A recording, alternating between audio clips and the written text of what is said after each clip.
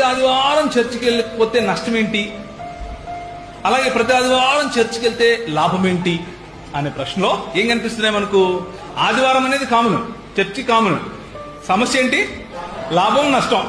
So లాభ నష్టాల గురించి మాట్లాడుకుందాం, సరిపోతుంది. ఓకేనా? సో ముందు మనం అర్థం చేసుకోవాల్సింది ఏంటంటే అసలు చర్చికి ఎందుకు వెళ్ళాలి అన్న ప్రశ్న అర్థం చేసుకుందాం.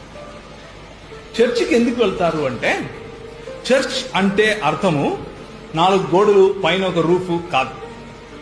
సంఘము అంటే అర్థం ఏమిటి అంటే పిలువబడిన, ప్రత్యేకింపబడిన జనము అని అర్థం. గ్రీక్ భాషలో దీన్ని ఎక్లీసియా అని పిలుస్తారు. ఎక్లీసియా అన్న పదానికి అర్థం ఏమిటి అంటే called out people, sanctified or separated, set apart people, అంటే ప్రత్యేకపరచబడిన ప్రజలు అని అర్థం. ప్రతి ఆదివారం చర్చికి వెళ్ళం, మనం ప్రతి ఆదివారం ఆరాధనకి వెళ్తాం. అర్థమైందా? మనం చర్చికి వెళ్ళాం, చర్చిలా కలుస్తాం. తేడా ఉంది కదా. వేరే వాళ్ళు మందిరానికి వెళ్తారు అంటే ఆ మందిరంలో దేవుడు ఉన్నాడని, కానీ మనం మందిరానికి వెళ్ళాం, మనమే మందిరం. ఎందుకు?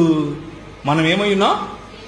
దేవుని ఆలయమై ఉన్నాం. కాబట్టి మనం మందిరానికి వెళ్ళాం, మనమే మందిరమై ఉన్నాం.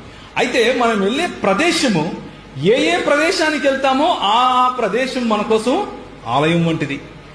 మన ఇల్లు ఆలయమే, మనం నివసించే ఈ భూమి ఆలయమే, మనం వెళ్ళిన ఈ 4 గోడలు ఉన్నటువంటి ఈ మందిరం ఏదైతే ఉందో ఇది మందిరమే, ఇది ఆలయమే. మనకు అన్ని ఆలయాలే. అంటే స్థలానికి ప్రాముఖ్యత కాదు, కూడుకున్న సంఘానికి ప్రాముఖ్యత, కూడుకున్న మనుషులకు ప్రాముఖ్యత.